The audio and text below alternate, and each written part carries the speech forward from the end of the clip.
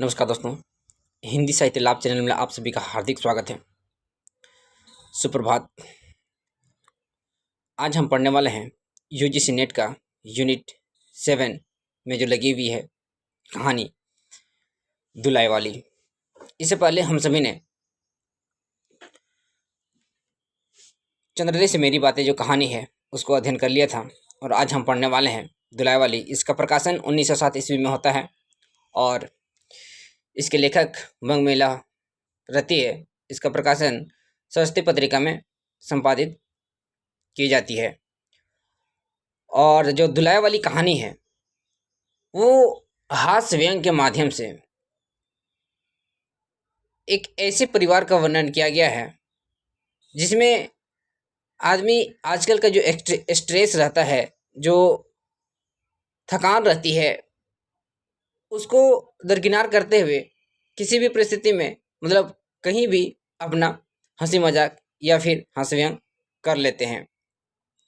इसमें जो है नवल किशोर रहते हैं, नवल किशोर में सीता रहती है, जानकी देवी रहती है और भी इसमें पात्र देखेंगे जो कि एग्जाम की दृष्टि से काफ़ी इम्पोर्टेंट सिद्ध होने वाला है। तो स्टार्ट करते हैं आज का मुख्य विषय। कहता है, काशी जी के 10 अश्वमेध घाट पर स्नान करके एक मनुष्य बड़ी व्यग्रता के साथ गोदोलिये की तरफ आ रहा था। ये जो ऊपर वाली या फिर पहली लाइन जो होती है वो काफ़ी इम्पोर्टेंट होती है, क्योंकि क्वेश्चन आजकल बहुत डीपली पूछा जाता है। कहीं से भी लाइन उठा के पूछ देता है ये किसकी पंक्ति थे या किस कहानी की पंक्ति थे, या फिर पहले से बात की क्रम में लगाने के लिए कहता है। काशी जी के 10 अश्वमेध के स्नान करके एक मनुष्य बड़ी ही व्यग्रता के साथ गोदोलिये की तरफ आ रहा था। एक हाथ में एक मैली सी तौलिया लपेटे हुए भीगी हुई धोती और दूसरे में सुरती की गोलियों की कई डिबियाँ, उसमें सुगनी की तरफ पुड़िया थी। मतलब दोनों हाथ में, उसके हाथ में कुछ ना कुछ था। क्या कहता, उस समय की दिन 11 बज रहे थे। कितना बज रहा था? लगभग 11 बज रहा था। और गोदोलिये की तरफ बाईं ओर से उसे भीतर एक और गली थोड़ी दूर पर एक टूटे से पुराने मकान में जा घुसा, अंदर चला गया। मकान के पहले खंड में बहुत अंधेरा था। उस पर की जगह मनुष्य के वास उपयोगी थे। मतलब अंदर वाला ठीक था, बाहर से देखने में थोड़ा सा टूटा फूटा लग रहा था, लेकिन अंदर ठीक ठाक था। नवागत मनुष्य धड़ाधड़ाता वो उस ऊपर चला गया और वहाँ एक कोठरी में उसने हाथ में चीज रख दी और सीता सीता कर पुकारने लगी, है ना। तो यहाँ से क्वेश्चन पूछा जा सकता है, जो मनुष्य रहता है, जो व्यक्ति रहता है, वो ऊपर चढ़ने के बाद किसको पुकारता है? तो सीता को, है ना, क्योंकि ऑप्शन वहाँ पर एकदम सेम टू सेम ऐसे ही बहुत सारा दिया जा रहा रहता है। अच्छा का कर सीता, है ना। सीता ऊपर से कहती है, क्या है? कहती हुई 10 बरस की बालिका आ खड़ी हुई। तब उस पुरुष को कहा, सीता जरा अपनी बहन को बुला ला। तो यहाँ पर ये जो सीता शब्द है उसका कितना उम्र है? 10 बरस। कितना है यहाँ पर? 10 बरस। तो यहाँ सीता का उम्र जो रहता है 10 बरस रहता है। एग्जाम की दृष्टि से इम्पोर्टेंट है। अच्छा, कहते हुई 10 बरस की बालिका आ खड़ी हुई। तब उसने पुरुष से कहा, सीता जरा अपनी बहन को बुला ला। अच्छा कहकर वो चली जाती है ना। और सीता गई और कुछ देर के बाद एक नवीना स्त्री आकर उपस्थित हुई। उसे देखते ही देखते पुरुष ने कहा, लो, हम लोगों को तो आज ही जाना पड़ेगा। मतलब वो लोग कहता है क्या, आज हम लोग को आज ही जाना पड़ेगा। इस बात को सुनकर इस स्त्री कुछ आश्चर्ययुक्त होकर झुलझुला वर्ग बोली, आज ही जाना पड़ेगा? यह क्यों? भला आज कैसे जाना हो सकेगा? ऐसा ही था तो सवेरे ही भैया से कह देते। तुम तो जानते हो कि मुंह से कह दिया बस छुट्टी। लड़की कभी विदा की होती तो मालूम पड़ता। आज तो किसी सूरत जाना नहीं हो सकता। कहता है कि जो लड़की होती है या जो औरत होती है उसको समय लगता है सामान ले जाने में, तैयार होने में। तुरंत किसी भी स्थिति में जल्दी हो नहीं पाता, इसलिए वो उसका बात को कटाक्ष करना चाहती है। तुम आज कहती हो हमें तो जाना है, बात यह है कि आज ही नवल किशोर कलकत्ते से वापस आ रहा है, कलकत्ते से आ रहे हैं। कहाँ से आ रहे थे नवल किशोर? कलकत्ते से। दृष्टि से, एग्जाम की दृष्टि से मोस्ट इंपॉर्टेंट है। आगरे से अपनी बहू को साथ लेकर आ रहे हैं। कहाँ से आ रहा है? आगरा से आ रहा है अपना बहू को लेके। उन्होंने हमें आज ही जाने के लिए इकरार किया है, मतलब बोला है। सब लोग मुगल सराय के साथ ही इलाहाबाद चलेंगे। देखिए इंपॉर्टेंट है, कहाँ से? मुगल सराय से इलाहाबाद चलेंगे। उनका तार मुझे घर से ही निकलते मिला, इसे मैं झट नहा धोकर लौट आया। बस अब करना ही क्या है, कपड़ा वपड़ा जो कुछ हो बांध बूंद कर घंटे में खा पी कर चलो। जब हम तुम्हें विदा कराने आए ही हैं तो आज के बदले कल के बदले आज ही सही, है ना?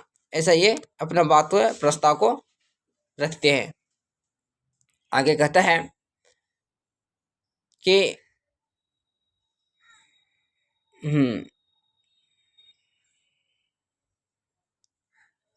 हो सकता है।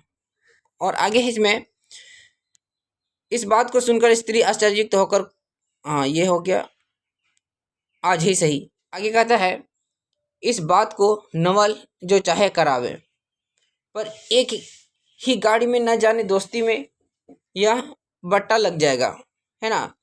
अब तो किसी तरह रुकेगी नहीं, जरूर उनके साथ आ जाओगे और मेरे तो नाको दम कर आएगी। कहता है कि जब नवल किशोर का नाम सुनते ही उसके चेहरे पर बहुत सारी खुशियाँ निकल के आ जाती है, और जब उनका चेहरा खुशी में से निकल आता है तो फिर वो किन्हीं के सुनते नहीं, और वो जो काम सोच के रखे थे उसी को करने को तुले हुए रहते हैं। उनकी हंसी से और किससे, है ना? यहाँ पर पूछता है किस बात से, मतलब नवल किशोर से आप जो छिड़ के रहती हैं किस लिए? कहते हैं उनकी हंसी से, किसी से हंसी बट्टाटा राह में इतनी अच्छी लगती है, उनकी हंसी मुझे नहीं भाती। एक रोज मैं चौंक बैठी पुड़िया गाड़ रही थी, इतने में न जाने कहाँ से आकर नवल चिल्लाने लगे, ए बुआ, ए बुआ, देखो तुम्हारी बहू पुड़िया खा रही है। मैं तुम्हारे शर्म मर गई। भाभी जी ने बात उड़ा दी सही, बोली खाने पहनने के लिए तो आई ही है, पर मुझे उनकी हंसी बहुत बुरी लगी, है ना? मतलब नवल किशोर की जो बात है ना उनको थोड़ा सा अच्छा नहीं लगता है। आगे कहता है कि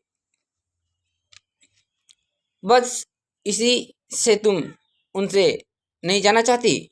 अच्छा चलो, मैं नवल से कह दूंगा कि बेचारी कभी रोटी तो खाती नहीं, पूरी क्या क्यों खाने लगी, है ना? मतलब उनकी बात को कटाक्ष करता है ताकि उसके साथ जाने के लिए तैयार हो जाए। कहता है इतने सी बात कहकर बंशीधर कोठरी से बाहर चले आए और बोले, मैं तुम्हारे भैया के पास जाता हूँ, तुम रुला कर तैयार हो जाना। मतलब हम तैयार हो रहे जल्दी से, हम भाई को बुलाने के लिए जा रहे हैं, आप जल्दी से तैयार हो जाने के लिए। इतना सुनते ही जानकी देवी आंखों भर आई और वह आषाढ़ सावन की तरह झड़ी लग गई, मतलब वो रोना शुरू कर देती है। आगे कहता है वंशीधर इलाहाबाद के रहने वाले हैं। ये सब मोस्ट इम्पोर्टेंट है, एग्जाम में यहीं से क्वेश्चन बनता है कि वंशीधर कहाँ रहने वाले का था, और नवल किशोर कहाँ, उसका ससुराल कहाँ था, बच्ची का कितना उम्र था, है ना? बनारस में ससुराल है। स्त्री को बिना कराने आए हैं, मतलब स्त्री को विदा कराने आए हैं। ससुराल में एक साली और सास के सिवा कोई नहीं है। नवल किशोर इनके दूर के नाते के ममेरे भाई हैं। तो नवल किशोर कौन है? दूर के रिश्ते के ममेरा भाई हैं, पर दोनों मित्रता का ख्याल अधिक है। हम दोनों में गहरी मित्रता, दोनों एक जान दो कालिब है। उसी दिन वंशीधर का आना स्थिर हो गया। सीता बहन के साथ जाने के लिए रोने लगी। मैं रोती धोती लड़की की विदा की सामग्री इकट्ठा करने लगी, है ना? मतलब तैयार करने लगी। कहता है जानकी देवी रोती तैयार होने लगी। कोई चीज़ भूलने की धीमी आवाज़ में माँ को याद दिला देती। 1 बजने पर स्टेशन जाने का समय आ गया। अब गाड़ी या इक्का लाने का कौन जाए? ससुराल वालों की अवस्था अब आगे की सी नहीं थी। 2-4 नौकर चाकर हर समय बने रहे। सीता के बाप के न रहने से काम बिगड़ गया है। पैसे वाले के यहाँ नौकर चाकरों के सिवा और कुछ 2-4 खुशामदी घेरे रहते थे। सूचे को कौन पूछे, एक कहानी है। कहने का मतलब है जब सीता के पापा पहले थे तो उनका घर का स्थिति ठीक था, लेकिन अब स्थिति थोड़ा कमजोर पड़ गई है। सो भी इस समय कहीं गई है। सालेराम की तबीयत अच्छी नहीं है, वे हर घड़ी बिछोने से बातें करते रहते। कहने का मतलब उनका तबीयत खराब रहता है। 30 पर भी आप कहने लगे, मैं ही धीरे धीरे जाकर कोई सवारी ले आता हूँ, नज़दीक तो है। वंशीधर बोले, नहीं नहीं नहीं, तुम क्यों तकलीफ उठा करोगे, मैं ही जाता हूँ। जाते जाते वंशीधर विचारने लगे कि इक्के की सवारी तो भले ही घर के स्त्रियों के बैठने लायक नहीं होती, क्योंकि एक तो ऊंचे ऊंचे पर चढ़ना पड़ता है, दूसरे पराये पुरुष के संग एक साथ बैठना पड़ता है। पर एक पालकी गाड़ी ही कर लूँ, उसमें सब तरह का आराम रहता है ना। तो क्या विचार बनाते हैं पालकी गाड़ी का, इसका पालकी गाड़ी का विचार बनाते हैं। यह आराम रहता है। पर गाड़ी वाले 1.5 रुपया किराया मांगा। कितना? 1.5 रुपया। तब वंशीधर ने ये क्वेश्चन पूछा गया है कि उसको पालकी का कितना किराया मांगा जा रहा था, 1.5 रुपया। चलो इक्का ही सही, पहुंचने के काम कुछ नवल किशोर के हाथों से ले आता हूँ, इलाहाबाद में देखा जाएगा। कहने का मतलब है यहाँ से वहाँ तक तो ठीक है, लेकिन इलाहाबाद से जब दोस्त मिलेगा फिर वहाँ से हम लोग देख लेंगे। आगे कहता है कि वंशीधर इक्का ले आए। वंशीधर इक्का ले आए और जो कुछ अबाब था इसके रख कर आप भी बैठ गए, मतलब वो भी बैठ गई। जानकी देवी की बड़ी विकलता से रोती हुई इक्के पर जा बैठी। इस पर अस्थिर संसार में स्थिरता कहाँ, यहाँ कुछ भी स्थिर नहीं। इक्का जैसे जैसे आगे बढ़ता गया जानकी देवी की रुलाई भी कम होती गई। सिकरोल के स्टेशन के पास पहुंचते पहुंचते जानकी देवी की आंखें अच्छी तरह पहुंच चुकी थी। कौन सा स्टेशन पहुंचते पहुंचते? सिकरोल स्टेशन पहुंचते पहुंचते उनकी जो विकलती हुई नदी बह रही थी आंखों से, वो समाप्त हो जाती है, चुप हो जाती है। दोनों चुपचाप चले जा रहे थे। अचानक वंशीधर की नज़र अपनी धोती पर पड़ी। किस पर? धोती पर पड़ी। और बोले, अरे एक बात तो हम भूल ही गए, कहकर पछता से उठे। इक्के वाले के कान बजाकर जानकी ने पूछा, क्या हुआ, क्या कोई जरूरी चीज भूल गए आए? नहीं, एक देसी धोती पहन कर आना था, सो भूलकर विलायती ही पहन आए। नवल कट्टर स्वदेशी हुए हैं, है ना, वे बंगालियों से भी बढ़कर गए हैं। देखेंगे तो 2-4 सुनाएंगे, बिना नहीं रहेंगे। और बात ठीक भी है, नाहक विलायती चीज मोल लेकर क्यों पैसा की बर्बादी की जाए, है ना। देसी लेने से भी दाम लगेगी सही, पर देश में ही रहेगा। तो यहाँ पर देसी वस्तुओं को स्वीकार करने और विदेशी वस्तुओं को बहिष्कार करने का इस कहानी के माध्यम से भी दिखाने का प्रयास किया गया है। जानकी देवी टेढ़ी मुँह करके बोली, ओह धोती तो धोती, पहनने में काम क्या यह बुरी है ना। इतने में स्टेशन की कुलियाँ आकर उनको घेर लेती है ना। इतने में इक्के वाले कहा, इधर से टिकट लेते जाइए, पुल के उस पार 1.5 दर्जे का टिकट मिलेगा। कितना? 1.5 दर्जे का। वंशीधर फिर बोल कर बोले, अगर मैं 1.5 दर्जे का टिकट ही लूँ तो? इक्के वाला चुप हो रहा। इक्के की सवारी देखकर इसने ऐसा कहा, यह कहते हुए वंशीधर आगे बढ़ गए। यथासंभव रेल पर बैठकर वंशीधर राजघाट पार करके मुगल सराय पहुंचे। कहाँ? मुगल सराय पहुंचे। वहां पुल लांघ कर दूसरे प्लेटफॉर्म पर जाकर बैठे। आप नवल से मिलने की खुशी में प्लेटफॉर्म में से इस छोर से उस छोर तक टहलते रहे, मतलब एकदम मिलने का बेताबी बेचैनी पड़ी हुई है। देखते देखते गाड़ी का धुआं दिखलाई पड़ा। मुसाफिर अपने अपनी गठरियां संभालने लगे। रेल देवी भी अपनी चाल धीमी करती हुई गंभीरता से आ खड़ी हुई। वंशीधर एक बार चलती गाड़ी में शुरू को आखिर तक देख गए, है ना, शुरू से लेकर, पर नवल किशोर कहीं का पता नहीं चला। वंशीधर फिर एक गाड़ियों को दोहरा गए, तेहरा गए, भीतर घुस घोर कर एक एक डिब्बे को देखा, किंतु नवल ना मिला, है ना। अंत को आप खिजला उठे, मतलब गुस्सा आ गया, चिड़चिड़ा हो गया और सोचने लगे कि मुझे भी वैसी ही चिट्ठी लिखी और अब ना आया, मुझे अच्छा उल्लू बनाया। अच्छा जाएंगे कहाँ, भेंट होने पर समझा लूँगा। सबसे अधिक सोच तो इस बात का था कि जानकी सुनेगी तो ताने पर ताना मारेगी। मतलब हाँ, बहुत दोस्त दोस्त करते रहता है, कहाँ है तुम्हारा दोस्त, है ना। पर अब सोचने का समय नहीं। रेल की बात ठहरी। वंशीधर झटक गए और उनकी रेल को लाकर जनानी गाड़ी में बिठाया। पर पूछने लगी, नवल की बहू कहाँ है ना, नवल की बहू कहाँ है, और वहाँ नहीं आए, कोई अटकाव हो गया, कहकर आप बगल वाले कमरे में जा बैठे। टिकट तो ड्योड़े का था, है ना। क्वेश्चन इंपॉर्टेंट है। ये ड्योड़े दर्जे का कमरा कलकत्ते से आने वाले मुसाफिरों से भरा हुआ था, है ना। मतलब ड्योड़ दर्जे का तो जो दरवाज़ा रहता है उसमें ज़्यादा पैसा लगता है, और वो कलकत्ता से मुसाफिरों का भरा हुआ था, इसलिए तीसरे दर्जे में बैठना पड़ा, है ना, थर्ड में। जिस गाड़ी में वंशीधर बैठे थे उसके कमरों में मिलाकर कल 10-12 ही स्त्री पुरुष थे। कितना? 10-12 ही स्त्री पुरुष थे। समय पर गाड़ी छूटी। नवल बातें और ना जाने क्या क्या अगड़ बगड़ सोचते गाड़ी कई स्टेशनों के पार करके मिर्ज़ापुर पहुंची। कहाँ? मिर्ज़ापुर पहुंचती है। मिर्ज़ापुर में पेटराम की शिकायत शुरू हुई। पेटराम मतलब भूख लगी। उसने सुझाया कि इलाहाबाद में पहुंचने में भी देर है। चलने के झंझट में अच्छी तरह उसकी पूजा किए बिना ही वंशीधर बनारस छोड़ा था, इसलिए आप झट प्लेटफॉर्म पर उतरे और पानी के बम्बे के हाथ मुँह धोकर एक खोचे वाले से थोड़ी ताज़ी पुड़िया और कई मिठाई लेकर निरालय में बैठ अपने उन्हें बिठाने ठिकाने पहुंचाया। पीछे से जानकी की सुध आई। सोचा कि पहले पूछ ले तब कुछ मोल लेंगे, क्योंकि स्त्रियां नटखट होती है, वे रेल पर खाना नहीं पसंद करती। पूछने पर ही वही बात हुई। तब वंशीधर लौटकर अपने कमरे में आ बैठे। यदि वे चाहते तो इस समय जोड़ में जाकर बैठ जाते, क्योंकि अब भीड़ कम हो गई थी।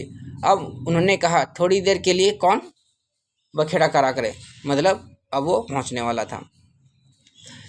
वंशीधर अपने कमरे में बैठे तो एक दो मुसाफिर अधिक दिखाई दिए। आने वालों में से एक उतर भी गया। जो लोग थे सब तीसरे दर्जे के योग्य जान पड़ते थे।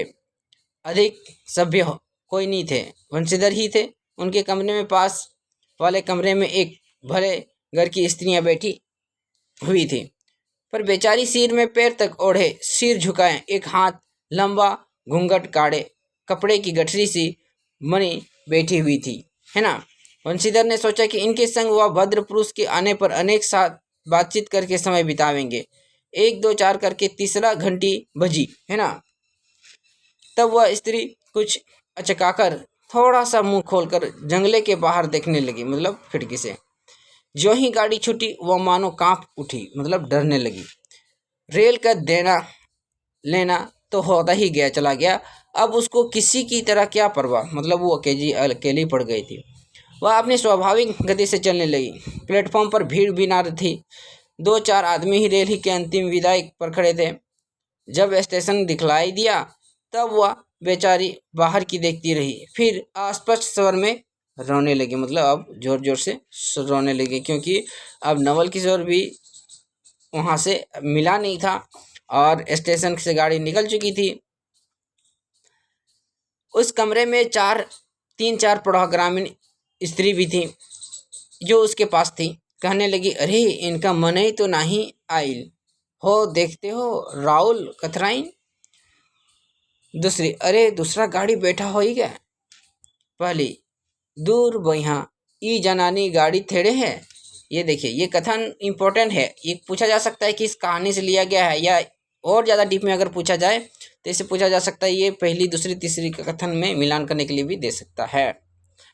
ता हो भलू हो तो कहूँ, कहकर दूसरी भद्र महिला से पूछने लगी, कौन गांव उतरबो बेटा? मिर्जपुरा चढ़ी हावना। इनके जवाब में उसने कहा, सो वह न सुन सकी। तब पहली बोले, हट हम पूछिला ना, हम कहाँ कछा उतरबू हो, आई इलाहाबाद बास। दूसरी, इलाहाबाद बास कौन गांव होई गैया। पहली, अरे नहीं जनलू, प्रयाग जी, जहाँ मनई मकर नहाए खाइल जाला, है ना। फिर मतलब लोग आपस में बात कर रहे हैं। वो जो स्त्री बैठी हुई एकदम शांत बैठी हुई है, वो लोग आपस में ही वार्तालाप कर रही है और बात को आंसर जानने का कोशिश कर रही है। दूसरी फिर कहती है, भला प्याज जी काहे ना जी जानित, ले कहीं के नाही, तोहरे पंच के धर्म से 4 दई नहाए चुकी हाई, ऐसे हों सोमवारी और गवन दका दका, लाग रहा टाउन तोहरी काशी जी नहाए गए रहें। पहले फिर बात करती है, आवे जाए के तो सब उकते जाता, बटले बटेना हुन या साइत, तो बिचारो विपत में ना पड़ल बाटलिया, है हम पंच हाई राजघाट टिकस कटलाहुली, गोकुल के सराय उतरली है, हो दो या पुनः चली हैं। मतलब वो लोग आपस में साथ उसको देने का प्रयास कर रहा है कि आपको चिंता करने का जरूरत नहीं है, हम लोग अभी कुछ देर तक साथ रहेंगे। फिर पहली कहती है अपनी बात को, कहती है, ओ मेहररुआ बड़ी उजबक रहल, भला केहू के चिल्लाए रेलियां कहीं खड़ी होला। इस बात पर कुल कमरे व हंस पड़े, है ना। जितने पुरुष स्त्रियां थी एक से एक अनोखी बातें कहकर अपने अपने तजुर्बे बयान करने लगी।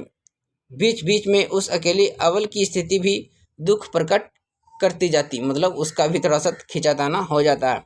तीसरी स्त्री बोली, टिकसिया पाले बाय ना नहीं है सबेबा, सुनी तो कलकत्ते तो ले मसूलिया ले, अरे इहों को नाही की दूर वे आवत रहले ना, फरागत के वादे उतार लेना।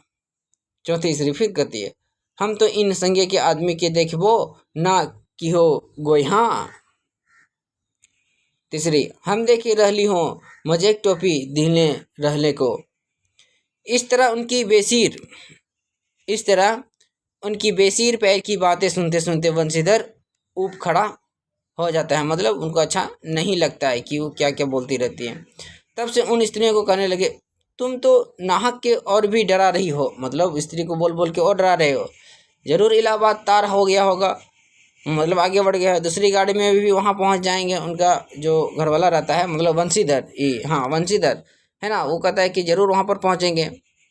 और नवल किशोर है ना, नवल किशोर, मैं भी इलाहाबाद ही जा रहा हूँ, मेरे संग भी स्त्रियां हैं, जो ऐसे ही स्त्री है, दूसरी गाड़ी में आने वाली तक मैं स्टेशन पर ठहरा रहूँगा।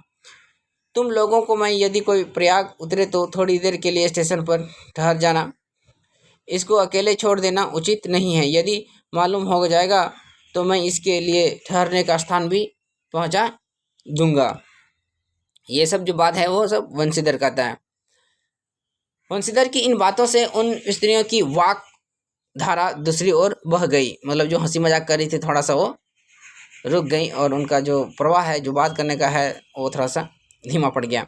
हाँ, यह बात तो आप सही भली कही, नहीं भैया हम पांचे काहे केहू से कुछ कहीं, अरे एक के एक करत ना बाय, तो दुनिया चलते कैसे बाय, है ना, इत्यादि ज्ञान गाथा होने लगी। कोई कोई तो इसे बेचारी का कर सहारा मिल देख खुश हुए, और कोई कोई नाराज भी हुए, क्यों सो मैं नहीं बदला सकती।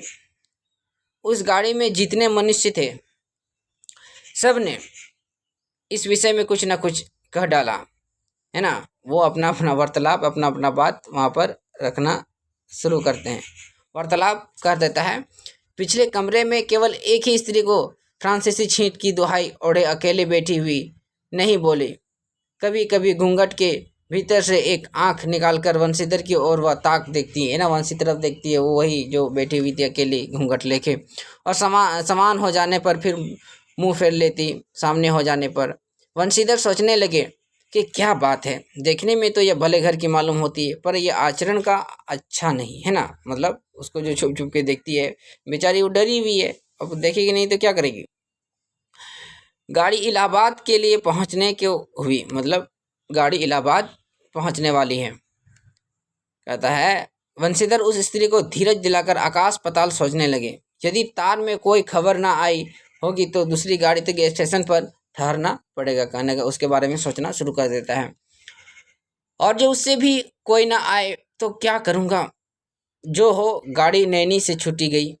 अब साथ ही उन अशिक्षित स्त्रियों ने फिर मुंह खोला, का भैया जो केहू बिना टिकस के आवत होय तो अकार सजाए होइल, अरे ओंका ई नहीं चाहत रहा कि मेहरारू के तो बैठा दिहलेन, और अपहू ताऊ टिकस लेने चल दिलहन।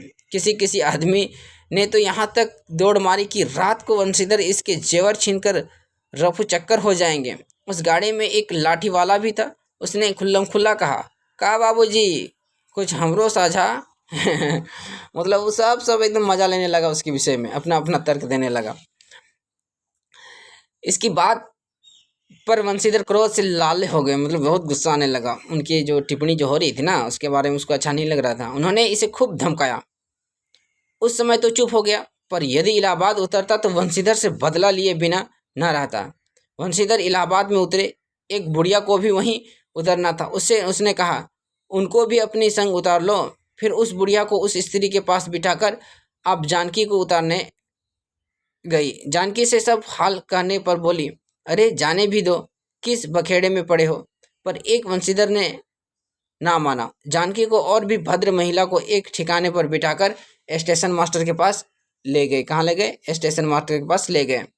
वंशीधर के जाते ही वह पुड़िया जिसे उन्होंने रखवाली के लिए छोड़ रखा था, किसी बहाने वो भाग गई। मतलब उसके पास जो बैठाया गया था संग देने के लिए, वो भी निकल गई अपना। अब तो वंशीधर बड़े असमंजस में पड़े। टिकट के लिए बखेड़ा होगा, क्योंकि वह स्त्री बेटिकट है। लौटकर आए तो किसी को ना पाया। अरे ये सब कहाँ चला गया, यह कहकर चारों तरफ देखने लगे, कहीं तो पता नहीं। पर इस वंशीधर घबराए। आज कैसी बुरी बला शायद में घर में निकले कि एक के बाद दूसरी आफत में फंसते चले आ रहे हैं। इतने में अपनी सामने उस धुलाई वाली को आते देखा, है ना, धुलाई वाली को आते देखा। तू ही उन स्त्रियों का कहीं ले गई है। इतना कहना है कि धुलाई वाले मुंह खोलकर नवल किशोर खिलखिला उठे। मतलब वो जो धुलाई वाली था, जो उसके अंदर में था, वो नवल किशोर ही बैठा हुआ था। कौन? नवल किशोर ही, और वो अपना मुंह ढका हुआ था। अरे यह क्या, यह सब तुम्हारे ही करतूत है? मतलब पूछता है, ये सब किसका करतूत है? तुम्हारा?